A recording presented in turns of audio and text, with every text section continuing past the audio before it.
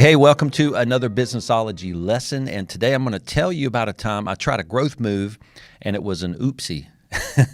It didn't work out the way I thought. So this was a long time ago when we started working with creative agencies, and we had them all over the country, but we had just grown into that model of serving creative agencies. So we had a lot of other types of clients too, dentists, just local contractors, things like that.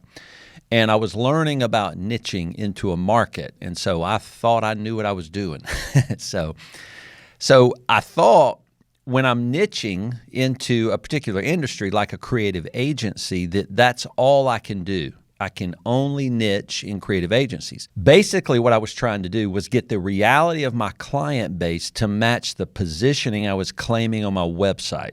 And so those two things don't necessarily have to match. So what I didn't realize is when you decide to niche, that's a positioning move, and you eventually have to put that on your website. You have to claim the position. So you have to say, hey, we serve creative agencies. And I had done that, but I didn't realize that positioning is often aspirational. Sometimes it is. There has to be some truth to the positioning claim. That is, if you say, we do financial advisory for creative agencies, you have to be able to do that, right? Because some are going to come to your firm. But I thought I could only serve creative agencies internally. And so what I did is I fired everybody that was not an agency. And I thought that's what I was supposed to do, to really true up internally what I was doing in the firm to match what I was saying on my website. Of course, I didn't think that really affected my cash flow. Looking back now, I'm sure nobody would have missed that, but I totally missed it. I was trying to niche. I was trying to position well. I was just learning how to do it. It was working.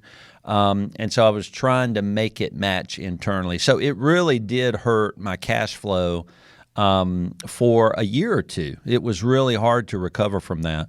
And so one thing we learned was when you are trying to niche into a market, you're going to position, right? That's what you're trying to do.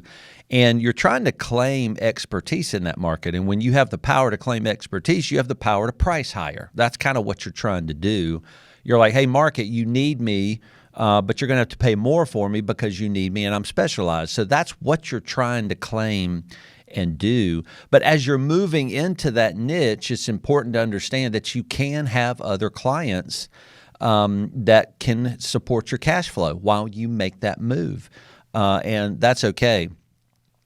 So a lot of times we like to say in niching, you can't niche too deep, but you can niche too fast. And so basically what we mean by that is you can't go too deep into a market, right? You can go so deep into a market. That's why niching works, because you can go really do accounting for these agencies. Then we can do consulting for these agencies. Then we can do M&A for these agencies. We can buy, sell. Then we can help partners exit and come in. So you can go so deep into a niche. But when you niche, you've got to go slowly, because niching is narrowing.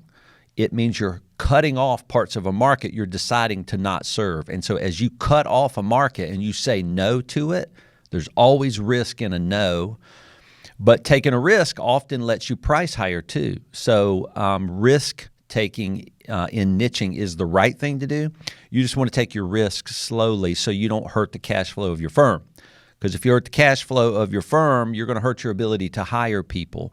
And when you niche real deep, into a market, you typically have to hire specialized people too to support you in some of the claims you're making in that deep niche. So that's something I just didn't know, all those things. So I've figured those out by now. Of course, we coach and consult with a lot of people, and we tell them, hey, you can't niche too deep, but you can niche too fast, and we slow them up so they really do that in a more methodical and intentional way. So that was the oopsie. But with all of our oopsies, we learned so much if we make it through it. And we did make it through it. It was a little bumpy on the cash flow when we did that, but we made it through.